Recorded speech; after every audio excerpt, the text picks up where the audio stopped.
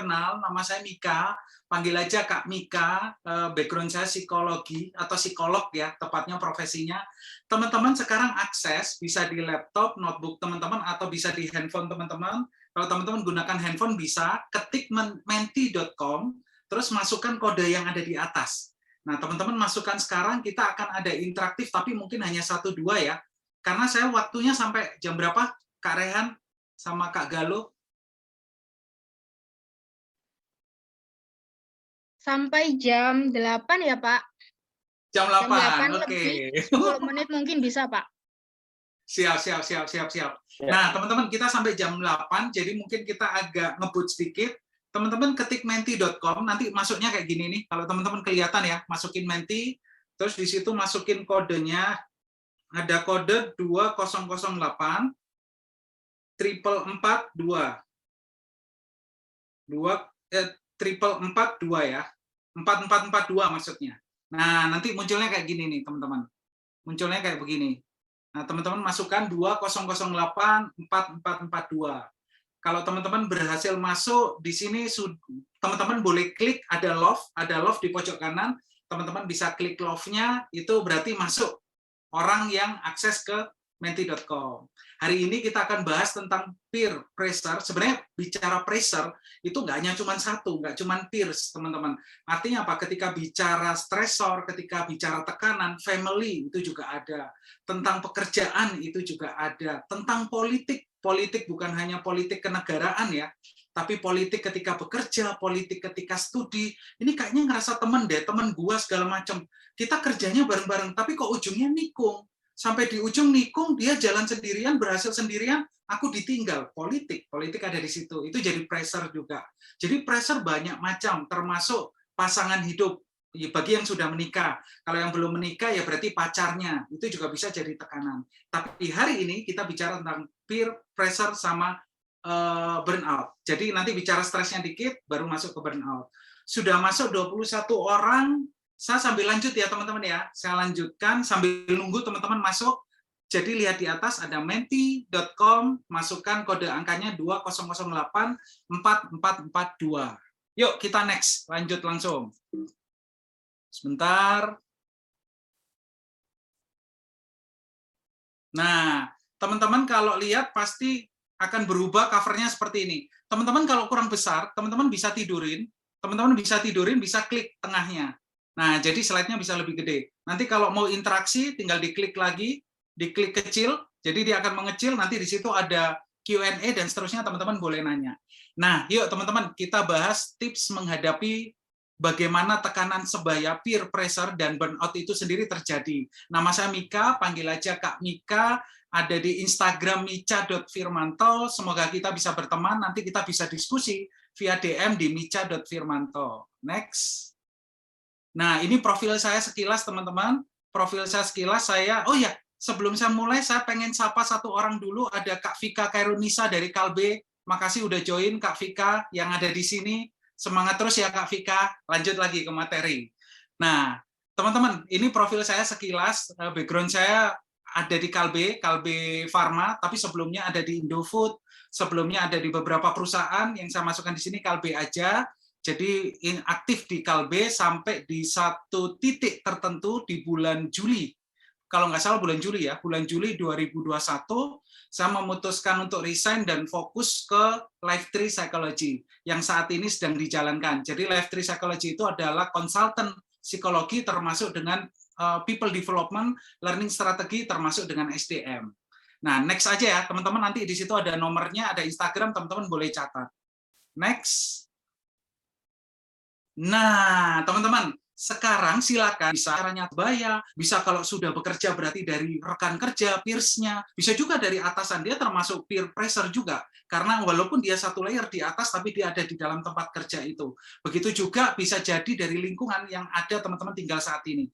Nah, teman-teman boleh isi di menti.com-nya tadi, jadi kalau teman-teman isi di bawah ada submit, di situ teman-teman boleh isi, boleh agak panjang, boleh bentuknya kalimatnya agak panjang, misalkan ya, saya coba isi.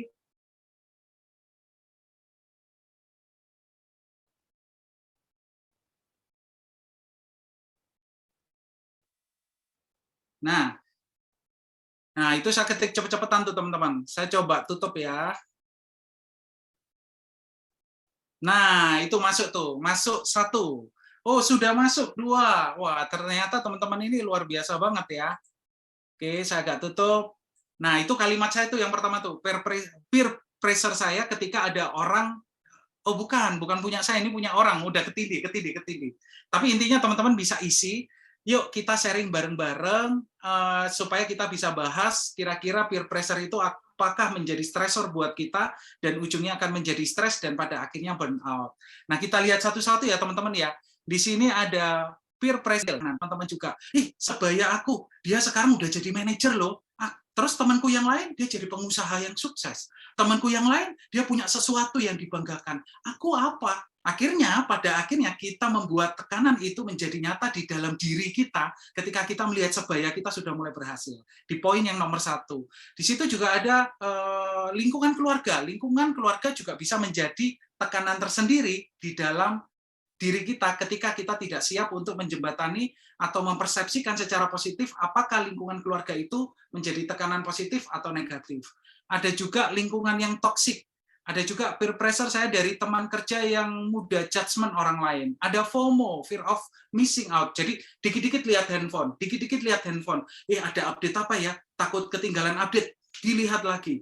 Bentar-bentar ngecek akunnya siapa. Akun mungkin bintang biru, dicek lagi. Atau akun temannya, akun teman sebayanya. Temenku tuh udah pakai tasnya merek tertentu, mereknya beli di luar negeri, dia pakai. Merasa nyaman dan menjadi sama pencapaian teman, Kak.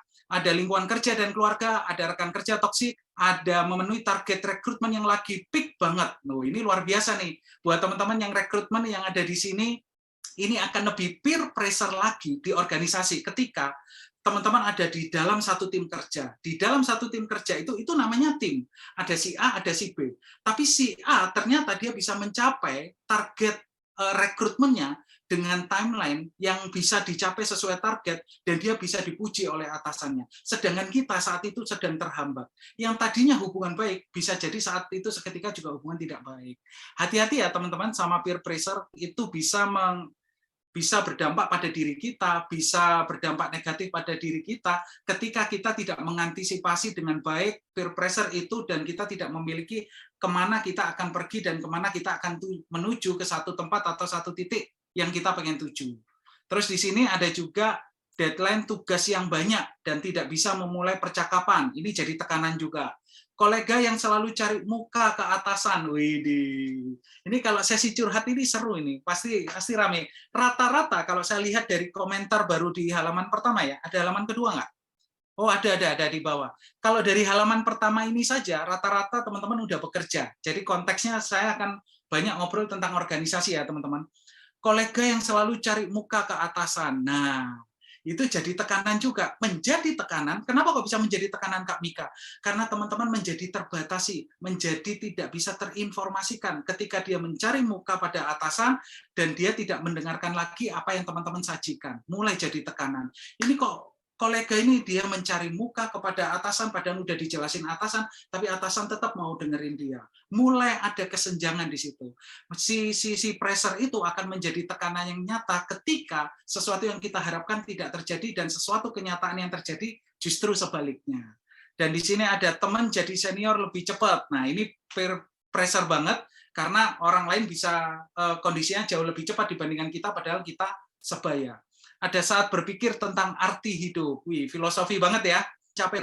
Teman-teman datang di sini, kita sama-sama diskusi, kita sama-sama bertumbuh belajar. Semoga setelah sesi ini teman-teman jadi semangat dan teman-teman bisa menemukan, aku nggak perlu khawatir lagi loh kalau orang lain sukses. Aku nggak perlu khawatir lagi loh ketika mungkin peersku, dia bisa mencapai sesuatu dan aku masih di titik itu. Dan aku tidak perlu khawatir lagi ketika saya sudah tahu kemana arah mata saya akan tertuju dan kemana saya akan bergerak konsisten secara tekun sampai di tempat di mana saya menginginkan untuk sampai. Karena setiap manusia itu adalah proses. Manusia psikologis bisa terbentuk matang, dewasa, dia nggak jadi marahan, dia nggak jadi ngambekan, dia nggak jadi emosional. Itu karena kematangan tertentu yang dilatih secara konsisten. Dapat ya teman-teman ya? Terus di sini ada mana. nggak enakan sama anggota ketika berperan sebagai ketua panitia. Nah, ini tidak hanya peer pressure, tapi ini juga bicara tentang kemampuan asertif. Apa asertif? Kemampuan berani menyampaikan segala sesuatu dengan terbuka untuk maksud baik, meskipun apa yang disampaikan itu bisa jadi melukai hati orang lain, karena ada nilai yang berbeda di situ. Nah, nilai asertif itu sangat baik ketika teman-teman berorganisasi. Kalau teman-teman berorganisasi tidak berani asertif, maka teman-teman harus siap intimidatif. Artinya apa? Teman-teman diintimidasi dengan situasi dan kondisi itu.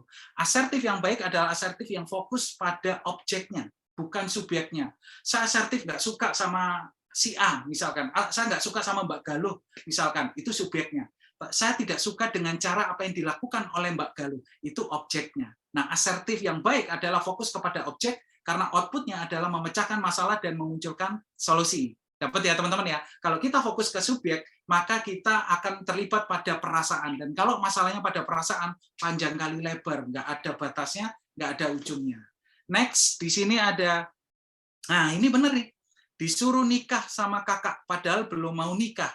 Merasa tertinggal dalam hal karir pendidikan dan belum menjalani karir sesuai passion, sedangkan teman-teman sudah sesuai passion.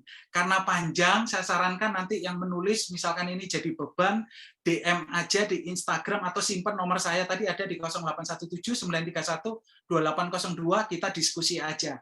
Gimana tentang nikah yang diminta oleh kakak, diminta oleh keluarga karena belum mau nikah. Biasanya ini terjadi karena usianya berjalan terus naik atau berjalan lebih cepat. Jadi usianya menua. Menua itu maksudnya bertambah banyak.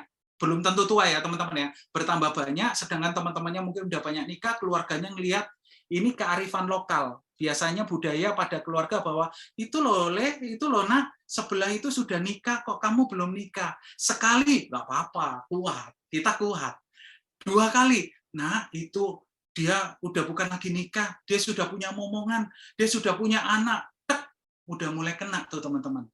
Wah, udahlah, oke, nggak usah dijawab, cuekin aja. Ketiga, datang kakak atau datang keluarga, udah cepet nikah toh, itu kasihan. Teman-teman mulai diminta, maka kebebasan toleransi teman-teman menjadi kecil, disitulah ketersinggungan mulai muncul. Nah, nanti ada di tips juga, semoga teman-teman bisa menjaga itu supaya tidak jadi emosional. Ingat ya teman-teman, kalau teman-teman emosi, yang tadinya rasional, teman-teman akan berubah menjadi irasional. Dapat ya? Yang tadinya kita bisa berpikir rasional, itu akan berubah menjadi irasional. Ketika emosi negatif kita menjadi terlibat. Yang tadinya konstruktif, berpikirnya bagus, solusi, akan jadi destruktif, yang sifatnya adalah merusak. Nah, lanjut ya. Terus ada kolega ngerjain tugas cepat kayak Cita. Lah saya kayak kura-kura.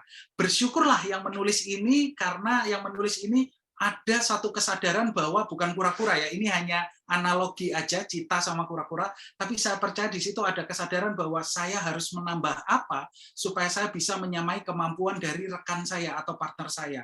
Mungkin tidak menjadi Cita, mungkin menjadi bentuk yang lain, tapi saya bisa menikmati mengerjakannya. Karena esensi sesungguhnya ketika mengerjakan tugas cepat adalah memahami tugasnya, menguasai apa yang kamu sesungguhnya ngalamin. Ketika depresi dibiarkan dengan begitu saja terjadi, udah cuekin aja, aku tertekan ya sudah, karena tanggung jawabku dan ini adalah tugasku. Kalau di tempat kerja dikenal dengan burnout. Burnout itu adalah kelelahan yang amat sangat yang tidak diantisipasi karena stresor yang terjadi secara konsisten dan berulang terus menerus. Lanjut ya teman-teman ya. Teman-teman, kalau saya terlalu cepat info ya, sambil ngejar waktu.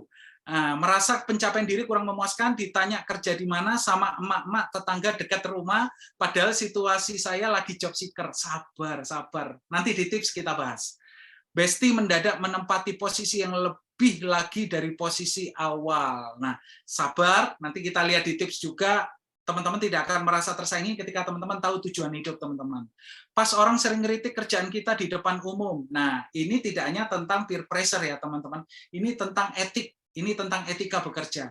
Ketika itu terjadi, teman-teman punya evidence, teman-teman punya jawaban, teman-teman harus berani menyuarakan. Nah, aku nggak berani menyuarakan, Kak Mika, karena nanti bisa jadi semua akan menyerang saya. Maka cari atasan kita, siapa yang bisa mewakili kita, dia memiliki posisi untuk dia menjadi representatif, menjelaskan data-data yang kita punya. Sehingga kita tidak dikritik kerjaan kita di depan umum, karena itu adalah kerjaan tim. Tapi ketika itu sudah terjadi, gimana Kak Mika? Kita dikritik, sabar, catat kesalahannya di mana segala macam, konsultasikan kepada atasan dan segera perbaiki. Karena sekali teman-teman fokus kepada maksud di dalam poin itu, maka teman-teman akan berputar dengan perasaan dan orang itu. Akhirnya apa? Nggak beres-beres. Ketika teman-teman selesaikan pekerjaan itu, maka teman-teman udah nggak berfokus lagi sama orang itu.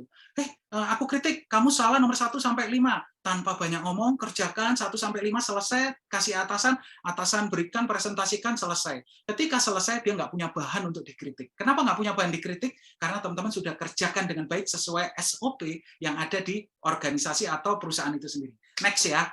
Peer pressure ketika lingkungan kerja penuh politik KKN. Oke, nanti kita bahas ya teman-teman ya. Pekerjaan dari atasan, ya pekerjaan dari atasan biasanya jadi pressure, tekanan dari keluarga menanggung ekspektasi, dituntut harus melakukan pekerjaan yang nggak saya suka. Nah ini nanti juga ada triknya, nanti kita coba bahas di tips and triknya.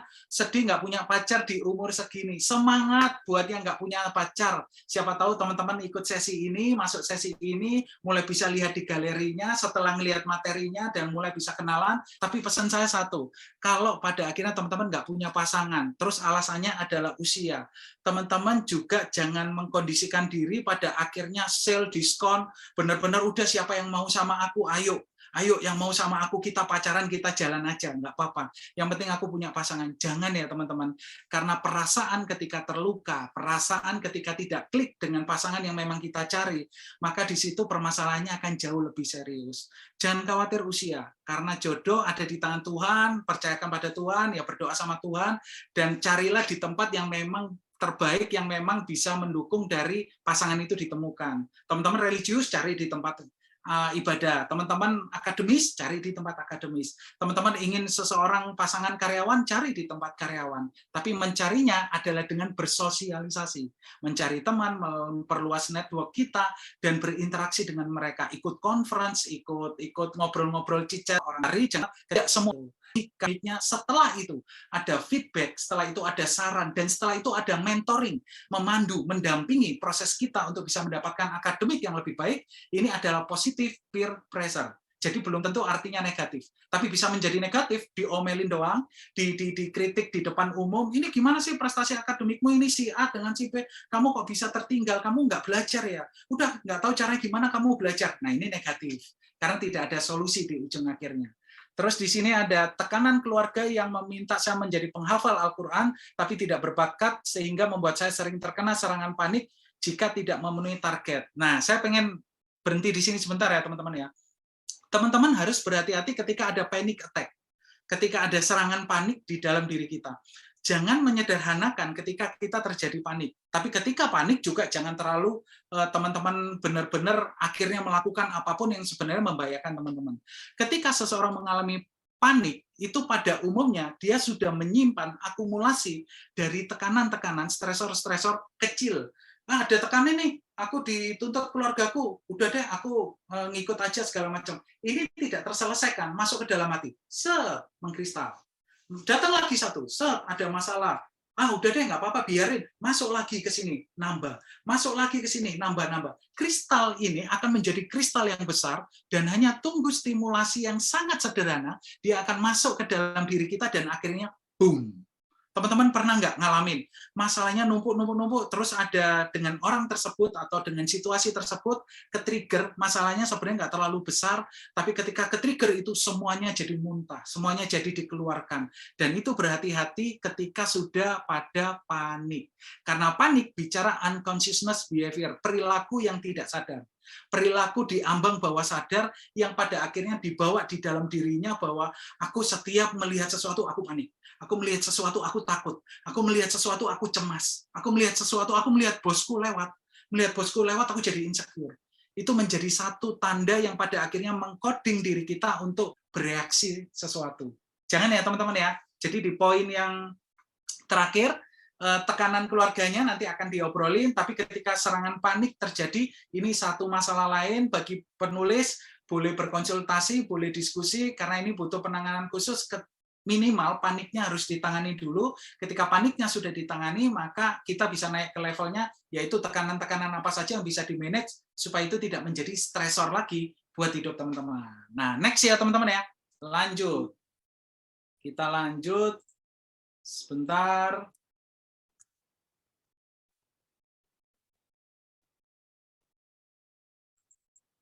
Nah, teman-teman, jadi apa sih peer pressure ini? Teman-teman bisa lihat dari EPA ya. Peer pressure itu adalah pengaruh yang diberikan oleh kelompok sebaya. Kelompok sebaya itu bisa kelompok seusia, bisa kelompok yang satu kohort. Satu kohort itu adalah satu generasi yang tidak jauh berbeda. Misalkan 2001, berarti ada 2000, 2001, 2002 itu masih satu kohort. Bahkan di 3-4 tahun itu masih satu kohort, masih bisa disebut dengan sebaya. Jadi ada pengaruh yang diberikan oleh kelompok sebaya pada anggota individunya agar sesuai atau sejalan dengan norma dan harapan kelompok. Kamu kayaknya harus ikut aku. Oh, seharusnya seusiaan kita, kamu harusnya begini. Oh, tidak, enggak begitu. Dengan posisi kamu yang ada saat ini, kamu harusnya sudah mencapai sesuatu. Harusnya. Normatif. Sesuatu yang sesuai atau sejalan dengan norma dan harapan kelompok yang ditetapkan pada anggota individu tersebut. Tekanan teman sebaya dapat memiliki nilai sosialisasi yang positif. Nah, ini teman-teman, peer pressure itu tidak selalu makna meaningnya adalah negatif. Bisa juga menjadi positif. Tapi sebaliknya, dapat juga memiliki konsekuensi negatif bagi kesehatan mental atau fisik seseorang. Jadi peer pressure akan bisa menjadi negatif, teman-teman boleh lihat di bawahnya, akan menjadi negatif ketika itu terintimidasi. Ketika tekanan-tekanan itu tekanan-tekanan yang sifatnya mengintimidasi teman-teman. Teman-teman bisa ngukur dalam diri. Teman-teman bisa refleksi sekarang. Merefleksikan dalam kehidupan, kemarin ada yang komen, kok belum nikah? Aku merasa terintimidasi enggak ya? Kalau teman-teman merasa terintimidasi, berarti ada sesuatu yang salah di situ. Ada sesuatu yang nggak pas di situ.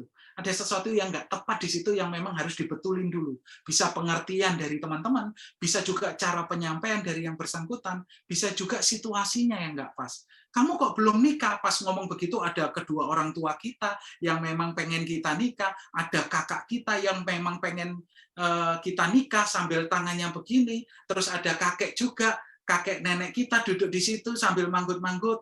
Nah, ayo kapan keburu kakek nenek nggak ada nih. Ayo, benar tuh temanmu bilang. Jadi kondisinya, situasinya bisa mendukung sebagai negatif ketika situasinya tidak tepat. Itu sebabnya ketika kritikan disampaikan di publik, di muka umum, itu bisa menjadi negatif pressure kepada seseorang ketika dia merasa bahwa self-image-nya saat itu tidak membutuhkan kritik pada saat itu. Self-image itu apa maksudnya? Dia lagi nggak siap untuk menerima kritik, dan dikritik di muka umum, maka dia akan bisa down. Dan ketika down, dia akan menjadi insecure pada dirinya, pada orang lain, bahkan pada pekerjaannya. Tidak hanya terintimidasi, teman-teman, tapi juga destruktif. Ini juga artinya adalah negatif. Tekanan-tekanan yang berarti negatif itu adalah yang sifatnya merusak. Jadi tekanan itu sifatnya adalah biasanya mereka tekanannya yang diberikan kepada kita itu bukan mensupport, bukan mendukung, bukan membantu kita untuk sampai ke jalan keluar tertentu. Tapi yang disampaikan adalah sesuatu yang membuat kita merasa bersalah. Ada di poin ketiganya, menjadikan objek yang tidak sehat. Menjadikan objek yang tidak sehat itu apa? Menyalahkan, menjatuhkan, memojokkan. Kamu salah. Dengar gitu kita udah emosi kita bermain. Lalu memojokkan. Kalau dilihat dari semua tim sih kerjaannya benar, tapi ada satu tuh yang pakai baju orange, nggak ada rambutnya, pakai kacamata, yang lagi ngomong kayaknya itu tuh sumber masalahnya, memojokkan. Dia nggak ngomong secara langsung, tapi dia mengarah kepada kita. Itu bisa negatif, bisa menyalahkan, juga bisa menjatuhkan. Lagi-lagi teman-teman, ini adalah bentuk negatif peer pressure yang bisa dialami oleh diri kita. Nah, sekarang kita pergi nih ke positif. Yang positif itu bentuknya apa? Solutif. Solutif itu apa? Dia memang memberikan tekanan, tapi dia memberikan solusi kepada diri kita supaya kita bisa bertumbuh lebih baik. Biasanya ada 3 hal. Ciri khas 3 hal ketika itu adalah positive pressure. Pertama, itu target akhirnya atau tujuan akhirnya adalah membuat kita lebih bahagia. Target akhirnya adalah untuk kita bisa mencapai jauh lebih bahagia. Itu adalah indikator pertama. Indikator kedua, bertumbuh lebih positif, membuat kita bertumbuh lebih positif. Itu adalah tekanan yang sifatnya positif. Memang saat itu menjadi tekanan, tapi ujung akhirnya adalah sesuatu yang positif untuk dicapai. Dan yang ketiga adalah melekatkan dan semakin mendekatkan diri kita kepada norma-norma dan keyakinan yang kita anut saat itu. Jadi apapun tekanan yang dilakukan itu semakin mendekatkan kita kepada keyakinan, semakin memperkuat norma-norma hidup kita. Personal values kita, itu positif. karena ujungnya adalah solutif. Next, konstruktif. Konstruktif itu maksudnya apa? Dia tidak hanya memberikan tekanan, tapi dia menginformasikan how to-nya, bagaimana caranya untuk teman-teman bisa sampai di situ. Bukan hanya caranya bagaimana bisa sampai di situ, dia juga memberikan alternatif jalan keluar berdasarkan expertise yang dia punya, berdasarkan pengalaman yang dia punya. Oh, saya pengalaman sebagai seorang psikolog, saya pengalaman sebagai organisatoris, saya pengalaman sebagai HR, ketika teman-teman mencari kerja, lakukan ini. Teman-teman harus masuk ke internship, di internship tidak hanya membuat CV, tapi kumpulkan sertifikasi-sertifikasi dari dalam yang dilakukan oleh perusahaan itu untuk memperlengkapi CV kita. Dan kemudian mulai melamar pada perusahaan yang identik sejenis dengan tempat di mana kita internship di tempat sebelumnya. Lihat, konstruktif sekali. Kalau destruktif, wah, kamu nggak diterima kerja ya? Pantas. Wajahmu aja udah kayak begitu. Lihat, dia menyerang fisik. Dia menyerang, dia menyerang subjeknya. Tapi dia tidak fokus pada penyelesaian masalah. Oh, kamu nggak dapat kerja? Pantas nggak dapat kerja. Orang pengalaman nggak ada, pasti malas. Ini pasti malas. Dia memainkan asumsi di dalamnya. Dia memainkan asumsi dan dia bermain destruktif yang pada akhirnya mencari apa yang salah dari diri kita tanpa memberikan alternatif bagaimana supaya kita bisa keluar jadi lebih baik, supaya kita punya level jauh lebih naik lagi. Dapat ya teman-teman ya? Konstruktif itu konstruknya jelas, konstruknya jelas. Destruktif itu poinnya nggak jelas konstruknya, yang penting hancur. Yang penting hancur, yang penting hajar, itu destruktif. Yang ketiga, terakhir yang positif, mengarah ke pertumbuhan yang lebih positif. Motivasi, coaching, positif support group. Jadi intinya dia adalah mensupport, intinya dia adalah membimbing, intinya dia adalah mendampingi, intinya juga dia memberikan motivasi. Misalkan seorang atlet lari, ketika dia berusaha untuk memenangkan lari sprint, lari yang sangat cepat, 100 misalkan jaraknya adalah 100. Nah, pada jarak tertentu dia tidak bisa mencapai angka detik tertentu. Maka si coach-nya akan mempressure dia untuk dia bisa naik sampai di angka tersebut. Tidak hanya itu, tapi dia juga melibatkan teman-teman yang sudah berhasil naik di angka itu. Dibentuklah positive support group, gimana caranya kamu bisa nyampe detik itu untuk angka 100. Oh, caranya begini, sehingga itu bisa di-copy, bisa diikuti oleh si A dengan si coach ini, sehingga dia bisa sampai di angka 100. Dapat ya teman-teman ya? Next. Teman-teman kalau ada pertanyaan, bisa klik, di situ ada logo icon Q&A, teman-teman bisa klik di situ, nanti di terakhir kayaknya akan terakumulasi di belakang. Next. Nah, ini adalah bentuk kasus psikologi untuk peer pressure ya, teman-teman. Jadi banyak banget. Nah, yang teman-teman tulis dan ketik tadi di atas, beberapa udah ada di sini nih. Kita cek ya bareng-bareng ya. Yang paling banyak kasus psikologis peer pressure yang banyak terjadi ya, di baik itu remaja, baik itu orang-orang yang aktif untuk bekerja, angkatan muda namanya, begitu juga mereka yang sudah dewasa pada saat pernikahan, begitu juga mereka yang mulai berpikir untuk sustain dalam kehidupannya. Yang pertama adalah ajakan atau tantangan teman dekat untuk sesuatu yang melanggar aturan atau berbahaya. Bro, udah usia berapa? 17. Oh, 17 tahun. Bro, kan udah dewasa nih. Udah dewasa belum? Udah. Benar udah dewasa. Udah free sex belum? Free sex. Itu kan nggak boleh. Wah, lu gimana sih? Kan kita 17 tahun. 17 tahun, KTP. Setelah KTP, kita kan bebas menentukan. Hidup kita mah bebas, bro. Kita bisa tentukan. Kata orang tuaku nggak boleh loh, itu kata orang tuaku. Nah, itu kan kata orang tua. Hidup kita adalah hidup kita. Zaman kita adalah zaman kita. Teman-teman diajak atau ditantang untuk dengan teman dekat, dengan kelompok tertentu, untuk membuktikan sesuatu, untuk melanggar aturan, untuk melakukan sesuatu yang berbahaya. Bro, tahu nggak rasanya ini? Apa itu rasanya? Rokok. Oh, enggak bro, aku nggak merokok. Lu kurang laki lu kalau nggak merokok lu. Merokok lah, biar kelihatan laki kayak gue. Catatan saya nggak merokok juga ya teman-teman ya. Saya nggak merokok. Tapi di dalam kisah itu menceritakan dia diajak untuk merokok. Nah, merokok itu adalah hak untuk ketika seseorang dewasa, itu adalah hak tertentu yang bisa dipilih oleh orang dewasa tersebut. Jadi bukan benar salah, tapi apakah dia menerima ajakan tersebut dan dia akhirnya terpengaruh dan dia mengorbankan prinsip yang dia pegang. Itu yang pertama ya teman-teman ya. Ajakan atau tantangan teman dekat untuk sesuatu yang melanggar aturan atau berbahaya. Bro, males nih kursus nih. Gurunya bosenin. kursusnya juga mahal, udah mahal, bosenin segala macam. Udahlah kita bolos yuk. Yuk bolos yuk. Bro, aku pengen ikut. Nggak friend, nggak teman, nggak kelompok kita keluarin loh, kita keluarin ya. Habis lu nggak, kalau diajak bareng nggak pernah mau, diajak kumpul nggak pernah mau, diajak makan nggak pernah mau, diajak bolos sekarang nggak mau. Boloslah demi pertemanan kita. Friendship ya. Jadi ayo cabut atau bolos. Lihat ajakan atau tantangan tertentu yang bisa masuk ke dalam konsep pressure yang bisa dihadapi saat itu dia akan mengalami dilematis tertentu. Next, kesuksesan teman sebaya. Kesuksesan teman sebaya ini juga bisa terjadi, teman-teman. Yang tadi, kasus yang tadi juga sudah ditulis di atas, di temanku, teman sekolah, teman SMA, iya kenapa? Dia udah jadi manajer sekarang, aku masih ngelamar-ngelamar kerja. Dia udah jadi head, dia udah jadi director, atau dia sudah menikah sekarang di usia tertentu, tapi aku juga masih belum apa-apa. Kesuksesan teman sebaya bisa menjadi tekanan. Pernikahan di range usia tertentu dalam budaya keluarga, terutama kearifan lokal atau budaya timur, ini juga bisa menjadi tekanan tersendiri buat teman-teman. Kok belum nikah sih? Udah usia berapa? Sekarang usianya udah di atas 30 tahun. Ayo, nanti keburu ada satu titik tertentu wanita itu siklusnya berhenti loh. Makanya cepat-cepat harus menikah. Habis menikah harus punya anak. Pikirkan itu. Karena kalau enggak nanti terlambat. Di situ akan jadi konflik tersendiri atau dilematis tersendiri. Berikutnya, kehamilan setelah menikah 2 bulan sampai dengan 1 tahun.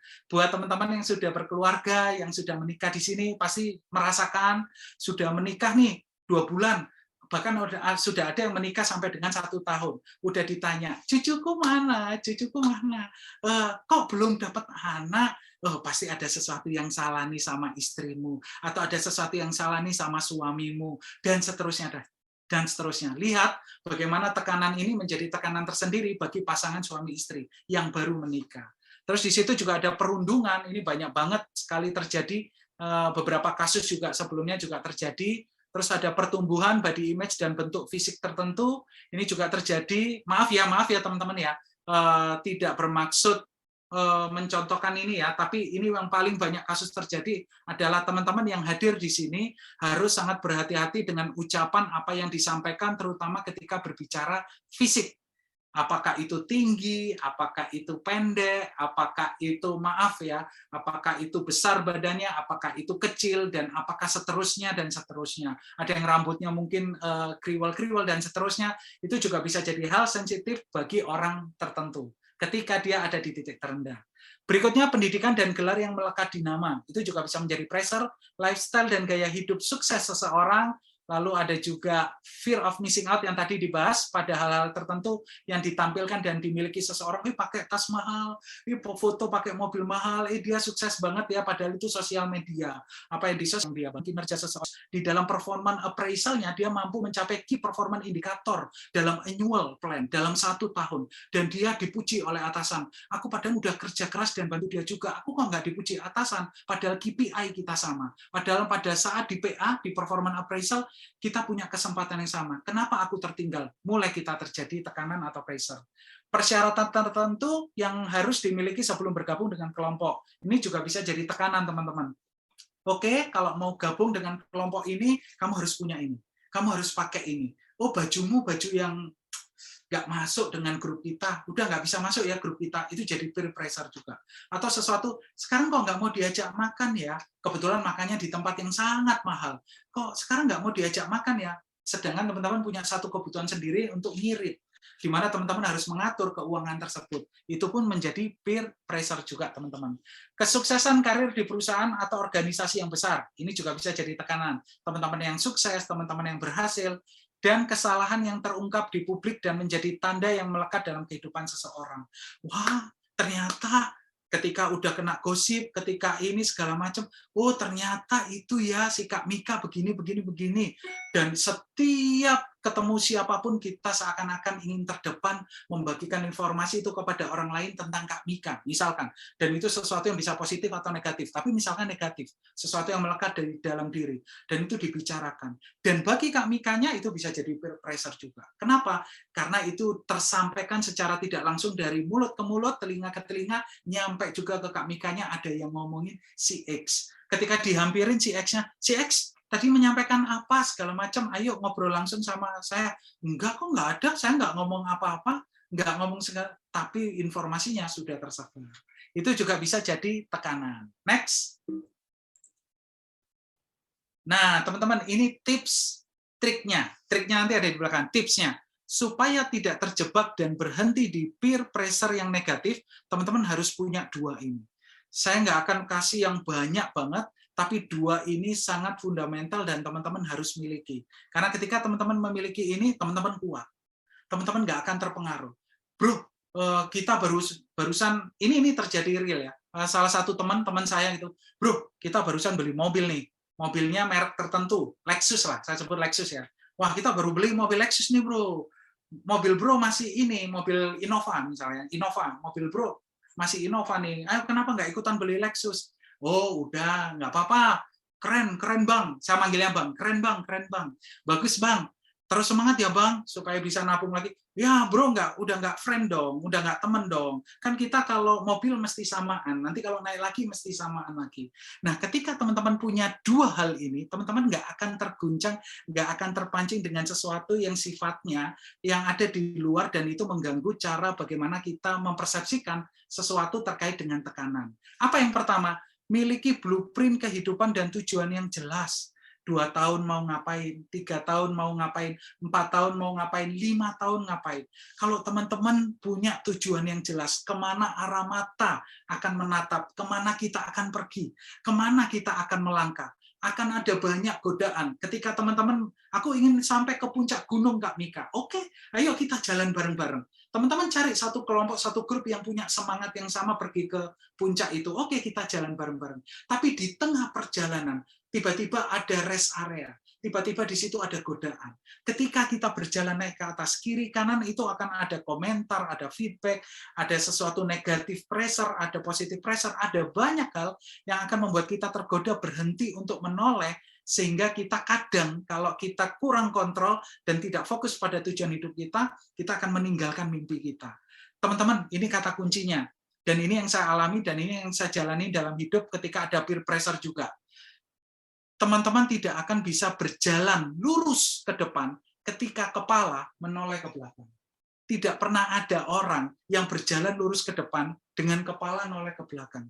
Artinya ketika kita memaksakan diri untuk berjalan lurus ke depan dengan kepala menoleh ke belakang, nanti teman-teman akan miring. Ketika miring, bisa jadi pada saat di penghujung atau pada saat konsistensi teman-teman melangkah, itu justru putar balik betul-betul mengarah kepada ke belakang. Ke belakang itu cerita tentang apa? Masa lalu, masa yang sudah terjadi. Dan saat ini apa yang dilakukan? Saat ini yang biasanya terjadi di dalam peer pressure adalah perbandingan. Membandingkan antara apa yang dicapai oleh seseorang dengan apa yang kita capai. Boleh nggak sih Kak Mika kita membandingkan? Boleh banget. Ketika kita membandingkan, sifatnya adalah konstruktif. Konstruktif adalah berpikir, berarti dari itu tujuan hidupku bukan? Oh ya, itu tujuan hidupku. Oke, kalau tujuan hidupku, apa yang belum aku lakukan, yang dilakukan oleh orang itu, dan aku ingin belajar sama orang itu, supaya aku bisa ke sana dengan cepat. Dapat ya teman-teman ya? Bukan untuk membandingkan, si itu keren banget, aku kok nggak keren? Iya sih, aku salah banget. Mestinya kalau dulu aku begini, pasti aku begini. Seandainya aku begini, pasti aku begini. Lihat ya, ketika kita melihat masa lalu, kita akan melihat celah dan kesalahan kita. Boleh nggak mereview masa lalu? Boleh. Sebentar saja melihat masa lalu, dan kemudian mengambil insight positifnya untuk berpikir hari ini, action plan apa yang dibangun, dan untuk bisa melangkah maju ke depan jauh lebih cepat. Nomor 1 ya teman-teman ya, miliki blueprint kehidupan dan tujuan yang jelas. Kalau teman-teman punya tujuan yang jelas, teman-teman punya blueprint di kehidupan, 1 tahun mau ngapain, 2 tahun ngapain, 3 tahun ngapain, 4 tahun ngapain, apapun yang terjadi di sekitar teman-teman, itu tidak akan mempengaruhi secara langsung teman-teman, karena teman-teman punya prinsip, teman-teman punya arah, kemana arah menatap untuk pergi ke titik yang pengen dituju itu. Kak Mika, tapi pressure itu adalah sesuatu yang harus saya dengar dan harus saya lewati. Artinya apa? Pressure itu tidak bisa saya abaikan. Pressure itu harus saya hadapi. Maka hadapilah pressure itu dengan menjelaskan. Berani terbuka secara asertif ketika itu mengganggu jalan teman-teman, maka teman-teman harus berani fight, bukan flight. Hans Selye dalam General Adaptation System ketika menjelaskan teori stres itu ada dua ketika orang menghadapi tekanan, yaitu flight, fight, or flight. Dia menghadapi, dia bertemu, dia berusaha problem solving, memecahkan masalah, atau dia flight. Flight itu artinya dia menghindar, belum berarti kabur. Dia bisa menghindar karena itu bukan sesuatu yang mengganggu hidupnya. Dapat ya teman-teman ya, tidak selalu flight itu jelek. Flight bisa bagus ketika itu bukan tujuan hidup teman-teman dan tidak mengganggu jalur teman-teman. Oh, ada yang komen nih, ada yang komen kita, komennya adalah nggak enak banget deh Kak Mika. Tergantung apakah itu mengganggu tujuan hidup kita nggak. Kalau enggak, terus aja bro, jangan luangkan energi kita, tenaga kita, waktu kita untuk menghadapi atau menjawab itu, karena kita akan habis emosi kita untuk menghadapi titik itu, jika itu tidak mengganggu. Yang kedua teman-teman, lebih berfokus pada langkah strategis berikutnya, konstruktif, dibandingkan melihat masa lalu dengan selalu fokus pada kesalahan, destruktif. Kenapa nggak gini, seandainya dulu begini, aku nggak layak, dan seterusnya. Jadi ada dua tips buat teman-teman. Teman-teman, pressure itu akan ada di antara kita.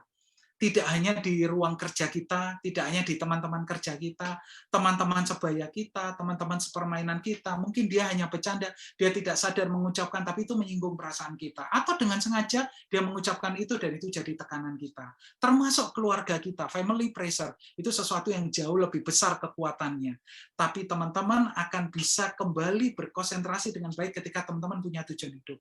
Teman-teman tahu ke arah mana teman-teman akan melangkah. Ingat, tujuan hidup itu bukan hanya mimpi long term. Oh, saya punya mimpi 5 tahun, Kak Mika.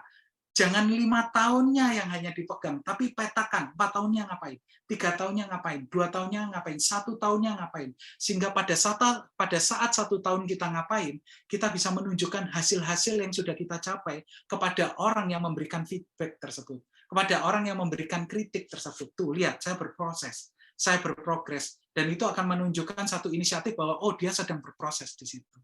Dapat ya teman-teman ya, 2 tips. Dan next lanjut. Nah, ini teman-teman. Tadi kan bicara tips, sekarang triknya nih. Sekarang triknya. Nanti teman-teman kita diskusi bareng-bareng ya. Kita semangat belajar dan bertumbuh bareng-bareng. Kak Mika, gimana ketika berhadapan langsung dengan peer pressure? Artinya apa? Orang-orang yang memberikan pressure itu sendiri. Di sini ada 2, teman-teman. Ada 2. Di sini teman-teman boleh lihat yang warna pink, saya udah tanda-tandain ya, udah di coding. Yang pink itu adalah pressure-nya. Oke, kalau hijau itu berarti solusinya. Nanti kita lihat ya. Kita mulai dari negatif dulu. Di situ ada negatif pressure. Negatif pressure, yang negatif pressure itu bisa banyak macam. Negatif pressure tadi yang udah kita bahas di atas. Memojokkan, menyalahkan, menjatuhkan.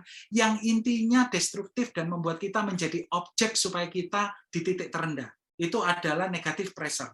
Lihat, ketika negatif pressure terjadi, tanda panahnya warnanya pink, teman-teman. Apa maksudnya tanda panah pink itu, Kak Mika? Energi yang keluar pun menjadi negatif. Dapat ya? Jadi ketika kita menerima negatif pressure, maka yang keluar dari dalam diri kita pun adalah energi yang negatif. Bisa respon negatif, bisa pemikiran negatif, bisa juga yang keluar adalah perasaan negatif, ada pikiran, ada perasaan, dan tindakan yang negatif. Lihat, di situ ada garis panah pink. Garis panah pink masuk ke dalam kotak hijau. Kotak hijau itu apa? Itu triknya Kak Mika dan tipsnya Kak Mika yang teman-teman harus lakukan. Apa Kak Mika harus dilakukan? Berfokus pada hal positifnya apa dari negatif pressure tersebut. Meskipun itu negatif, ambil insight positif apa sih yang bisa ku ambil dari positifnya tersebut. Saya teringat waktu dulu saya masih bekerja, saya sebut aja nggak apa-apa, saya waktu itu dulu bekerja di Indofood, teman-teman. Di Indofood itu tahun 2005 kalau nggak salah ya. 2005, waktu saya pertama kali masuk, jadi saya sarjana psikologi dengan IPK yang baik, sarjana psikologi IPK yang baik, pokoknya belajar dengan baik lah. Waktu masuk di tempat kerja, dunia berbeda. Dunia tidak digambarkan seperti seindah apa yang ada di kuliah. Ketika masuk di kerja, kalau di kuliah di psikologi nanti menyiapkan alat tes, nanti kita membantu proses interview, nanti kita ini kita itu. Enggak, masuk pertama fotokopi. Hampir 2 minggu kerjanya fotokopi, beliin gorengan senior, karena senior ya, dia senior, dan saya masih junior, masih anak baru, beliin gorengan. Kalau nggak beliin gorengan, ikut meeting, itu pun jadi anak-anak yang disuruh-suruh. Suruh-suruh pokoknya ambilin tas, ambilin dokumen, sehingga saya tidak menjadi fokus benar-benar mengikuti mengikuti pekerjaan di situ, untuk mengikuti minutes of meeting-nya itu apa sih. Pada saat itu sakit hati banget, normal. Sakit hati dan ngerasa, aku kok gini banget ya, aku sekolah kok kayak nggak link and match nih, nggak cocok nih sama kerjaan. Yang dipakai idealnya begitu, ya benar dipakai oleh supervisor sama ke atas. Tapi kita sebagai newcomer, anak baru, udah siap-siap aja di mesin fotokopi. Kalau sekarang nggak mesin fotokopi, sekarang paling nggak ngerespon email. Paling nggak sekarang harus jadi panitia. Yang senior nggak mau jadi panitia, kita yang jadi panitia seksi sibuk dan seterusnya. Nah, itu terjadi pada saat itu. Ini tips dan trik dari saya, teman-teman. Berfokus pada hal positifnya apa. Pada saat itu saya berpikir, oke, nggak apa-apa, aku 1 bulan jadi suruh-suruhan, tapi dari proses suruh-suruhan itu aku akan lembur sampai malam untuk belajar betul-betul A to Z-nya apa, bisnis prosesnya apa input, proses, output-nya ketika saya bekerja waktu itu di Indofood. Dan saya benar-benar belajar, teman-teman, sampai lembur, sampai malam, sampai ke pabrik, padahal nggak ada tugas ke pabrik, saya pergi ke pabrik, ke Ancol, ke Jawa Tengah, dengan biaya sendiri, dan bertemu dengan di situ ada kepala, ada apa segala macam, ada orang produksi, ada orang PPIC, ada dan seterusnya. Saya belajar 1 bulan plus 1, ketika duduk dalam suatu meeting, ada satu kesulitan yang dihadapi dalam satu tim, tiba-tiba saya angkat tangan. Pak, izin Pak, saya angkat tangan. Itu forumnya rame banget. Pak, izin Pak, saya angkat tangan Pak. Mau mengusulkan sesuatu. Terus si bapak itu langsung bilang, oh ya Mik, kenapa? Ada dokumen yang kurang ya di fotokopi. Zaman dulu fotokopi ya. Ada dokumen yang kurang ya di fotokopi. Enggak Pak, saya tahu jawabannya. Yang tadinya nggak memperhatikan saya hanya menjadi tukang fotokopi, tukang beli gorengan, dan bantuin yang lain-lain, tiba-tiba semua kepala di sana, ada banyak orang, sekitar 10-15 orang, tiba-tiba semua kepala di sana, semua kepala melihat ke arah saya. Dan, Mika, ada solusi. Kita aja nggak kepikiran gimana dia ada solusi. Izin Pak, boleh saya maju ke depan Pak? Coret-coret sebentar aja Pak. Sesudah itu nanti kalau solusi saya nggak pas, nggak apa-apa, nggak usah dipakai. Oh ya udah boleh. Lagian kita juga masih nggak ketemu nih caranya gimana. Saya maju, teman-teman, tahu apa yang saya gambar? Mungkin teman-teman di sini ada yang belajar Six Sigma. Six Sigma itu bagaimana kita memecahkan masalah dalam sebuah rangka manufacturing untuk mencapai angka produktivitas tertentu. Di situ memetakan ada define, measure, analyze, improve, control, dan menghitung statistiknya. Nah, waktu itu saya gambar itu, teman-teman. Define, masalahnya ini, ukurannya ini, analisanya ini, improve-nya ini, kontrolnya ini, dan seterusnya ini. Sampai ketemu Six Sigma-nya. Waktu saya tunjukkan itu, ada namanya salah satu, saya nggak usah sebut bapaknya, dia bilang begini, keren banget, nggak kepikir. Lihat teman-teman, kalau teman-teman sibuk untuk menanggapi ketika itu sesuatu yang benar-benar tidak mengganggu teman-teman, sebenarnya teman-teman bisa konsentrasi, maka teman-teman akan terfokus kepada subjek itu. Jadi jangan fokus pada subjeknya, tapi fokus pada objeknya. Balik lagi, lihat, berfokus pada hal positifnya apa, itu yang paling penting. Ada negatif pressure apapun, fokus pada hal positifnya apa yang bisa diambil dari situ. Nah, lihat, ketika kita berfokus pada hasil yang positif, tanda panahnya hijau, teman-teman. Tanda panahnya hijau itu apa? Energinya bagus, energinya positif. Kenapa energinya positif? Teman-teman berusaha memetakan dan memecahkan masalah yang teman-teman hadapi dari negatif pressure itu. Nah, itu masuk di dalam hasil. Hasil warnanya kuning. Kuning itu artinya tidak positif, tidak negatif. Dia bernilai netral. Nah, pada hasil itu ada yang positif, tidak ada yang positif. Artinya apa? Ketika berfokus pada hal yang positif dari negatif pressure, ternyata Kak Mika tidak ada yang positif dari apa yang kita perhatikan di situ. Oke, kita ikutin jalur bawah dulu ya, teman-teman. Oke, jika tidak ada yang positif, maka pertanyaan berikutnya, apakah terkait dengan blueprint dan tujuan hidup teman-teman? Negatif pressure itu nggak terkait dengan blueprintku sih, nggak terkait dengan tujuan hidupku sih. Ya sudah, kalau tidak terkait dengan tujuan hidup teman-teman, dengan blueprint teman-teman, meskipun sekalipun itu negatif pressure, maka teman-teman ini tidak terkait. Jika itu tidak terkait, lepaskan dan kembali ke fokus hidup kita. Artinya apa? Dia tetap menjadi negatif pressure dan itu kita lepaskan aja dengan begitu aja. Karena itu akan mengganggu dan merusak kehidupan keseimbangan teman-teman. Nah, sekarang kita ke atas ya teman-teman ya, ke atas ya. Bagaimana Kak Mika jika positif pressure? Nah, positif pressure dia tekanan tapi bernilai positif. Dia merupakan tekanan, dia bisa bikin kita stres juga tapi nilainya positif. Nah, di situ bentuknya nasihat, bentuknya feedback, bentuknya insight dan lain-lain. Sini sini sini. Aku pengen nasehatin kamu deh. Aku pengen feedback kamu deh. Aku pengen insight kamu deh. Nilainya hijau. Powernya pun energinya positif. Lihat, ketika teman-teman diberikan nasihat, teman-teman merasa antusias dan happy, itu nilainya hijau. Tapi ketika teman-teman diberikan feedback, insight, atau nasihat, tapi teman-teman merasa tidak happy, bahkan merasa terancam, cemas, something wrong di situ. Ada sesuatu yang salah di situ. Artinya apa? Kotaknya nggak hijau. Artinya apa? Nilainya merah. Berarti ada sesuatu yang mesti diberesin sebelum menerima nasihat atau feedback itu. Dapat ya teman-teman ya? Lanjut.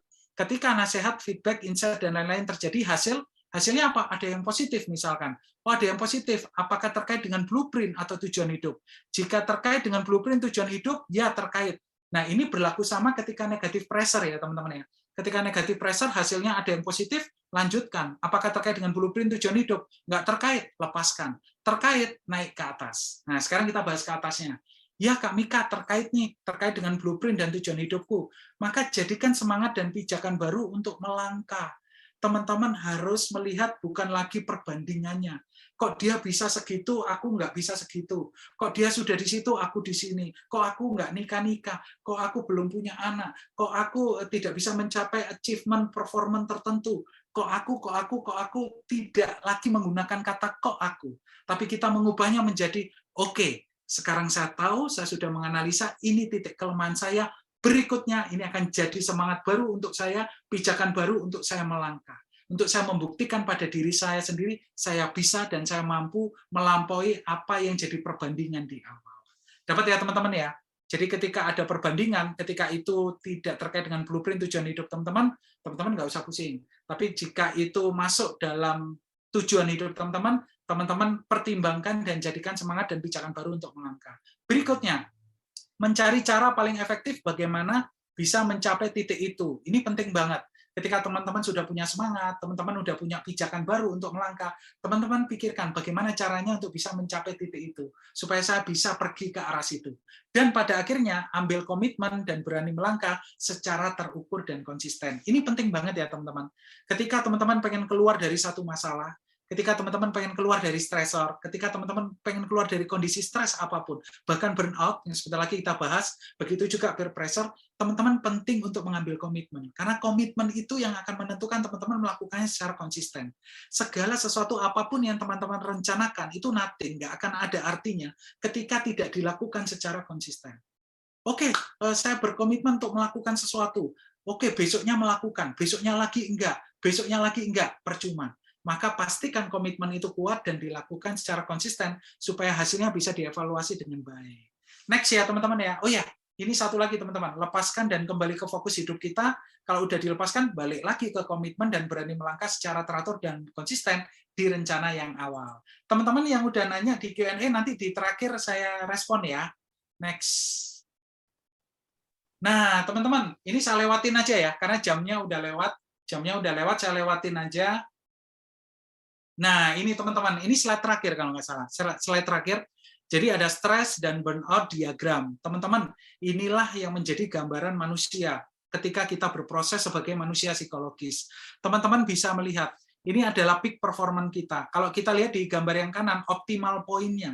Jadi stres itu apakah sesuatu yang selalu negatif, Kak Mika? Enggak. Stres itu ada yang positif, ada yang negatif. Tergantung dari bagaimana cara kita mempersepsikan stresor yang ada di dalam tekanan kita. Pressure itu adalah stresor. Bahasa ilmiahnya psikologinya itu adalah stresor. Orang banyak menyebutnya sebagai pressure, tekanan. Demand itu juga pressure, tekanan. Biasanya digunakan dalam bahasa pekerjaan. Nah, ketika ada proses pekerjaan, misalkan nih, ada target yang harus dikerjakan. Ayo, tolong kamu kerjakan ini. laporan ini harus dikirimkan ini hari Senin, laporan ini harus dikirimkan hari Rabu, dan kamu presentasikan. Itu ada dua reaksi manusia, teman-teman. Reaksi yang pertama adalah, aduh, Bapak ini kayak nggak seneng sama aku deh. Bapak ini kayak benci sama aku deh. Bapak ini kayak sebel sama aku deh. Aduh, Bapak ini kayaknya, ya udahlah, pokoknya yang itulah, yang kayak gitu-gitu. Akhirnya kan aku menjadi tertekan, aku menjadi merasa terancam. Dia merespon dan melihat stresor itu sebagai ancaman. Ketika dia melihat itu sebagai ancaman, jadilah stres. Dapat ya teman-teman. Jadilah stres. Tapi ada respon yang kedua. Tolong kerjakan ini, Rabu dikumpulkan. Aduh, ini waktunya mepet banget ya. Tapi sebentar. Ketika saya melihat pekerjaan ini, dan Bapak itu memberikan pekerjaan kepada saya, ini kesempatan saya untuk membuktikan diri. Ini kesempatan saya untuk bisa naik karir. Ini kesempatan saya kalaupun nggak naik karir di perusahaan itu, karena setiap saya melakukan sesuatu yang bagus, selalu kayaknya nilai performa akhir tahunnya juga gitu-gitu aja, nggak nambah gaji, nggak nambah karir, paling nggak saya mengerjakan ini untuk memperlengkapi portofolio saya, untuk membuat CV saya jadi jauh lebih bagus, sehingga saya harus kerjakan ini dengan sebaik-baiknya. Tertantang aku sama tugas ini. Dia menjadikan itu sebagai challenge, tantangan. Dan respon orang ini menandakan bahwa dia akan mengakhirinya dengan sesuatu yang baik atau positif. Dapat ya teman-teman ya? Nah, kalau kita lihat ini adalah optimal poinnya yang ada di atas. Kita lihat, ketika yang warna hijau itu terjadi, yang atas adalah performance, yang kanan adalah stress level. Ketika stress level itu terus bertambah, teman-teman berusaha membuktikan performance tertentu di warna hijau yang paling kiri, gambar kiri. Ketika teman-teman membuktikan untuk menunjukkan sesuatu, itu stresnya baru sedikit. Artinya apa? Teman-teman berusaha untuk struggling, berusaha untuk menunjukkan bahwa aku bisa, aku mampu melewati ini, aku mampu membuktikan diri. Namun suatu ketika, ketika teman-teman mencoba untuk terus melakukannya, ternyata tidak berhasil, maka stres itu menjadi warna kuning, optimum stres. Yang artinya apa? Stres itu tidak tertangani dengan baik, stresor itu tidak tertangani dengan baik, pressure itu tidak tertangani dengan baik, dan dia terakumulasi di waktu berikutnya dengan kurva yang naik. Artinya apa? Ketegangan kondisi psikologis teman-teman menjadi gamang, menjadi goyang, menjadi tidak dinamis. Artinya apa? Teman-teman mulai merasakan kegelisahan. Dan di situ mulai teman-teman di titik antara kuning dengan orange, itu ada titik yang disebut dengan kelelahan. Itu tepatnya pada optimal point. Yaitu ada satu titik di mana teman-teman mencoba untuk keluar dari titik stres, tapi teman-teman nggak menemukan jawaban dan pada akhirnya kelelahan. Ketika kelelahan, di situ mulai terjadi kelelahan fisik, kelelahan psikologis, termasuk kelelahan kondisi yang ada di sekitar tempat kerja kita. Di situ menjadi too much stress yang disebut dengan overload. Dan pada akhirnya yang di kurva warna merah, dia akhirnya menjadi cemas, dia menjadi panik. Nah, ini yang tadi kita bahas ya. Yang tadi teman-teman ada yang tulis. Saya jadi merasa panik, saya merasa mengalami serangan panik. Hati-hati dengan panik. Panik itu tandanya teman-teman ada di kurva merah. Tapi jangan takut, jangan khawatir. Ada expert, ada profesional yang siap membantu teman-teman. Kalau teman-teman tidak bisa menemukan jawabannya, bagi yang menuliskan tadi, konsultasi dengan psikolog. Oh, ini tentang pekerjaan, konsultasi dengan subject matter expert. Siapa ahli di situ? Ahli dalam pekerjaan itu yang bisa diajak diskusi. Untuk bisa kembali lagi kurvanya kepada kurva yang optimal. Nah, yang kanan teman-teman, ketika dia menjadi cemas, panik, dan marah, dia mulai mengalami breakdown, dan dia mengalami titik terendah yang disebut dengan burnout. Burnout itu adalah kelelahan yang terakumulasi karena stresornya tidak teratasi dengan baik. Jadi ada good stress, ada bad stress. Kalau good stress itu meningkatkan peringatan buat kita. Wah, peringatan itu bisa sesuatu yang marah, sesuatu yang sedih. Bisa juga bahagia, itu peringatan. Ih, aku bahagia banget deh. Kenapa bahagia banget? Aku memang stres, tapi aku tahu ini adalah satu pijakan saya untuk naik ke karir berikutnya. Itu good stress. Tapi menjadi bad stress ketika dia meningkatkan kecemasan. Nah, teman-teman boleh refleksikan di dalam diri teman-teman. Kalau aku banyak terima pressure, teman-teman bayangin aja, bayangin. Pressure yang sekarang teman-teman alami, real yang teman-teman alami, ketika teman-teman mengalami dan merasakan pressure itu, teman-teman lebih merasa ada satu peringatan di dalam diri teman-teman, ada satu peringatan itu bisa peringatan positif, bisa peringatan negatif, atau teman-teman lebih merasa cemas, atau merasa kelelahan, atau bahkan merasa panik itu sendiri. Ketika teman-teman merasa cemas, panik, atau bahkan kelelahan itu sendiri, teman-teman kurvanya sedang menurun. Yang artinya itu nggak sehat. Yang artinya teman-teman mengalami dan pergi kepada arah yang disebut dengan burnout tersebut. Itu adalah human function curve yang ada pada bagaimana cara manusia psikologis hidup dan berinteraksi. Next. Dan terima kasih teman-teman, udah selesai. Semoga itu bisa bermanfaat buat teman-teman. Mohon maaf kalau kecepatan menjelaskannya dan lewat dari waktu, semoga bermanfaat.